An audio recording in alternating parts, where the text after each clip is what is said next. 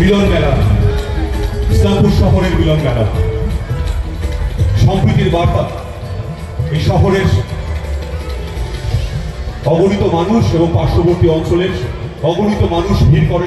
এত মানুষ, এত অগণিত মানুষের ভিড় প্রমাণ করে সম্প্রীতির বার্তা।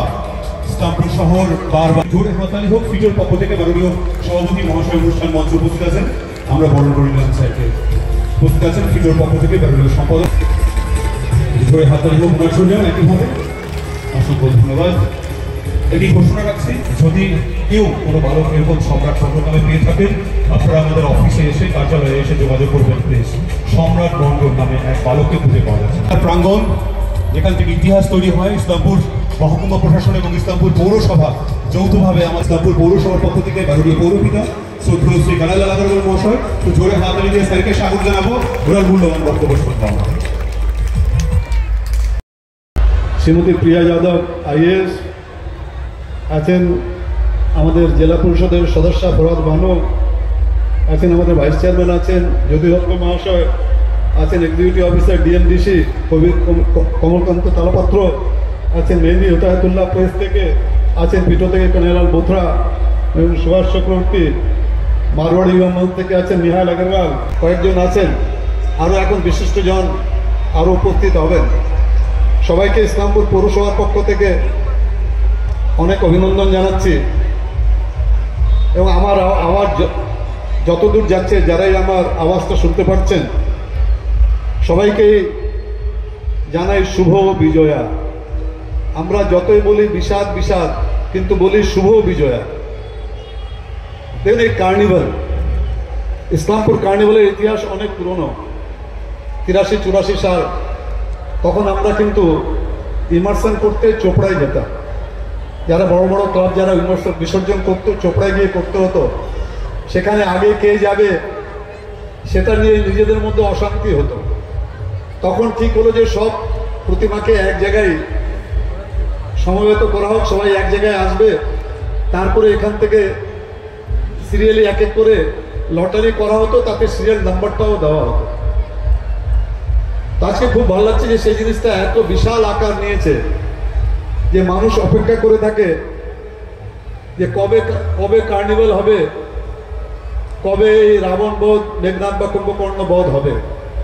2 বছর আগে একবার আমরা, যেহেতু তখন উচ্চ আদালতের গ্রিন ফটকা, গ্রিন বাজির উপর একটা কোর্টের একটা নির্দেশ ছিল, 2 বছর আগে আমরা করিনি তখন এই রাবণ বধটা। তখন কিন্তু আমাকে অনেক সমালোচনা শুনতে হয়েছিল যে কেন আপনারা এই রাবণ বধটা এবার করলেন না। তো দেখুন, আমাদের মুখ্যমন্ত্রী মাননীয় মমতা বন্দ্যোপাধ্যায় সব পূজা কমিটিগুলাকে 1,10,000 টাকা করে দিয়েছেন। আমি জেলার অনেক পুজো ঘুরেছি, সব জায়গায় একটা কথা বলছেন, না দাদা ওই টাকা দিয়ে আমাদের অনেক সহযোগিতা হয়েছে।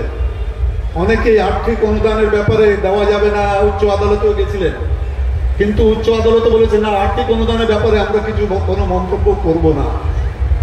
1,10,000 টাকা। এবং ইলেকট্রিসিটি এনার্জি কনজামশন যদি একটা ক্লাব এই পুজো উপলক্ষে যদি 1,000 টাকা করে, তাহলে তার 800 টাকায় ছাড় আছে। বলতে গেলে 80% এক্সেম্পটেড আছে, তাদেরকে খালি 20% দিতে হয় দুর্গাপুজো কমিটিগুলোকে।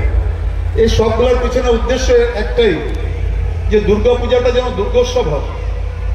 আমাদের মুখ্যমন্ত্রী সবসময় বলেন ধর্ম যার যার, কিন্তু উৎসব সবার। এটাই হলো দুর্গোৎসব। আজকে এখানে যারাই উপস্থিত আছেন,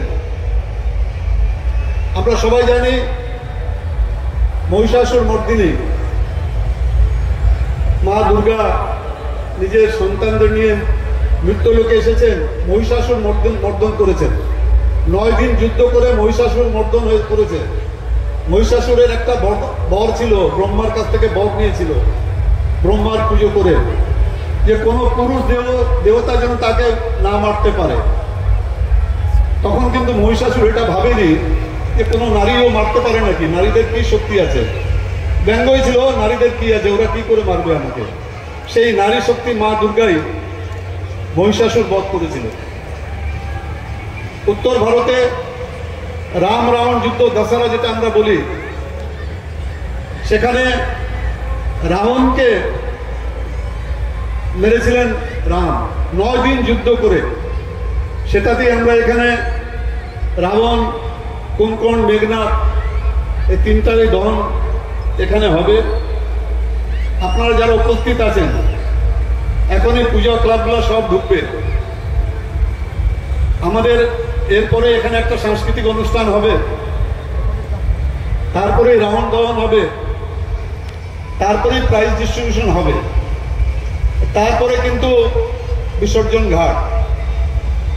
যারা যেই ক্লাবরাই যারা এখানে ঢুকবেন বা ঢুকবেন না, বিসর্জন ঘাটে পৌরসভার পক্ষ থেকে প্রতি বছরের মতো এবারও পুরোপুরি ব্যবস্থা করা আছে। ওখানে কারো কোনো অসুবিধা হবে না। ওখানে যেভাবে প্রত্যেক বছর আমরা প্রতিভা নিরঞ্জনে সহযোগিতা করি, সেটা কিন্তু এবার কবির একটা গানের দুটো লাইন, নানা ভাষা নানা মত নানা পরিধান, বিবিধের মাঝে দেখো মিলন মহান। এর চেয়ে সর্বোত্তম ব্যাখ্যা এই মিলন মেলার হতে পারে না। এই মিলন মেলার আয়োজন ইসলামপুর মহকুমা পুর প্রশাসন, ইসলামপুর পৌরসভা যৌথভাবে করে। মঞ্চে আছেন কথা আছে, সব ভালো যার শেষ ভালো, all well that ends well. আমরা আশা করছি সব ভালো ভালো আমরা আজকের দিনটা আমরা অতিবাহিত করতে পারবো। সবাইকে ইসলামপুর পৌরসভার পক্ষ থেকে আরেকবার বিজয়ের অনেক অনেক শুভেচ্ছা, ভালোবাসা। ধন্যবাদ। আপনারা সবাই জানেন মাননীয় মুখ্যমন্ত্রী উদ্যোগে গত কয়েক বছর ধরে আমার রাজ্যে শুরু হয়েছে পূজা কার্নিভাল ও মিলন মেলা। সঙ্গে রয়েছে কালচারাল প্রোগ্রাম আর আপনার সবাই প্রিয় অনুষ্ঠান রাবণ দহন। প্রতিবারের মতন এইবারও মিলেমিশে এত সুন্দর করে পূজা কাটানোর জন্য আপনার সবাইকে অনেক অভিনন্দন জানাই। আপনার আগামী দিনগুলিও মা দুর্গার কৃপায় मंगलमय থাকে। ইসলামপুর মহাত্মা প্রশাসন পক্ষ থেকে এই প্রার্থনা। সবাই ভালো থাকবেন, ধন্যবাদ। ভারতকে আমরা সংগঠিত করছি দৌলকে। এই সংগঠন পত্রটির মধ্যে লেখা রয়েছে বিশেষ সম্মাননা ভারতবর্ষের নৃত্য মানচিত্রে ইসলামপুরের নামকে গৌরব আলোকে ভাস্বর করার জন্য শহরের প্রীতি কন্যা দোল মৈত্রকে জানাই আন্তরিক শুভেচ্ছা ও অভিনন্দন। ইসলামপুর পৌরসভা উত্তর দিনাজপুর, ইসলামপুর মহকুমা প্রশাসন উত্তর দিনাজপুর, ইসলামপুর কোর্ট ময়দান ৩রা অক্টোবর 2025। দোলের জন্য একটা হাততালি হোক। দোল যেন তার প্রতিভাকে সম্বল করে আরো অনেক দূর